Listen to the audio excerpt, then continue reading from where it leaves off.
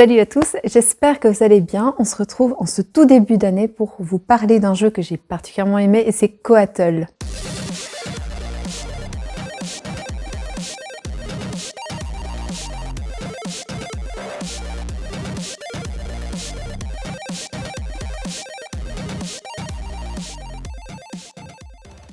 Coatl, c'est un jeu dans lequel on va devoir assembler des segments de serpents à plumes, donc des serpents fantastiques qui sont les Coatl, les fameuses créatures qu'on retrouve dans les mythologies précolombiennes type aztèque typiquement. Et ce qui est intéressant, c'est qu'il y a d'une part un côté très mécanique et très calculatoire, mais avec une très jolie thématique qui enlève ce côté qui pourrait paraître un peu froid. Donc à son tour, on va pouvoir piocher sur une roue centrale qui représente un calendrier. On va pouvoir piocher différentes pièces de serpent qu'on va ajouter au fur et à mesure sur son plateau personnel. Et lorsqu'on en aura envie, on peut vider tout ou partie de son plateau personnel pour construire les fameux Coatl. Quand je disais qu'il y a un côté parfois un peu calculateur et mathématique, ce qui va se passer, c'est que ça, c'est une des actions que vous pouvez faire. Prendre des pièces ou assembler votre Coatl. Mais la troisième action, c'est de récupérer des cartes objectifs. Et les cartes objectifs sont très intéressantes parce que justement, vous allez essayer de les combiner pour essayer de marquer un maximum de points de victoire.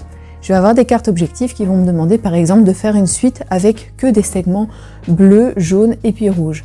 C'est très intéressant, mais si je réussis à combiner ces segments avec une autre carte qui me demanderait par exemple de mettre une infinité de segments jaunes, eh bien je peux essayer de faire des combinaisons qui sont un peu plus intéressantes et qui me rapportent donc plus de points de victoire sur un seul Coatl.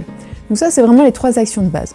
Je pioche des morceaux que je mets sur mon plateau personnel, je vide mon plateau personnel et je mets ces morceaux dans mon Coatl, ou alors j'acquiers de nouveaux objectifs pour pouvoir me diversifier un peu et marquer plus de points de victoire. Il y a des petites subtilités, on va également avoir à sa disposition des petits jetons, qui sont des jetons actions, qui nous permettent de faire une fois sur la partie une action spéciale, comme par exemple aller chercher spécifiquement un ou plusieurs segments dont on aurait besoin, prendre une carte temple, parce que la subtilité des cartes temple, c'est que lorsqu'on finit un Coatl, on peut en jouer une, ce qui nous rapporte encore plus de points de victoire. C'est très intéressant parce que ces cartes sont à disposition de tous les joueurs, donc c'est un petit peu la course pour savoir qui va pouvoir utiliser la carte en premier. Ou alors on va pouvoir tout simplement vider le marché avec les prophéties. Le marché aux prophéties, on dirait un peu une salle dans Harry Potter, mais donc on va pouvoir vider ce marché pour récupérer des cartes objectifs qui sont donc les fameuses cartes prophéties.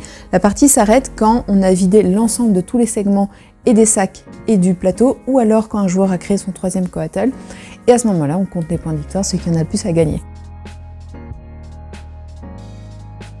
Donc mon avis sur Coatl, c'est que c'est un excellent jeu à jouer en famille ou avec justement des gens qui voudraient faire une partie de jeu sur quelque chose d'un petit peu moins complexe, mais qui est pas si simple que ce qui n'y paraît. Et donc j'aime bien parce que ça mêle à la fois un côté beaucoup de réflexion très stratégique avec quelque chose qui est extrêmement beau, fort coloré. Il y a un truc très très ludique à assembler ces petits serpents, essayer de les faire bouger et tout, c'est hyper rigolo. Ça passe le temps qu'on attend que les autres aient fini de réfléchir aussi, donc ça c'est cool. Et et puis les illustrations sont très belles, il y a une vraie recherche derrière, donc je vous invite à aller consulter un carnet d'auteur ou d'illustrateur. Je mettrai le lien en bas dans la description, mais c'est très chouette parce qu'on comprend un peu mieux le processus créatif derrière, et c'est super, franchement, ça permet de voir qu'il y a un vrai travail d'habillage derrière, qui est pas juste, bah tiens, on plaque un thème, c'est un peu joli, etc. Non, il y a vraiment une recherche très très cool. Enfin bref, moi j'ai beaucoup aimé, je vous invite vraiment à vous renseigner sur le jeu, parce que je sais qu'il est passé un petit peu sous les radars, parce qu'il y a eu des méga bombes qui sont sorties comme Micro Macro ou des trucs comme ça, mais je pense que ça vaut le coup vraiment de se pencher sur quelque chose comme ça qui recèle une très très bonne surprise.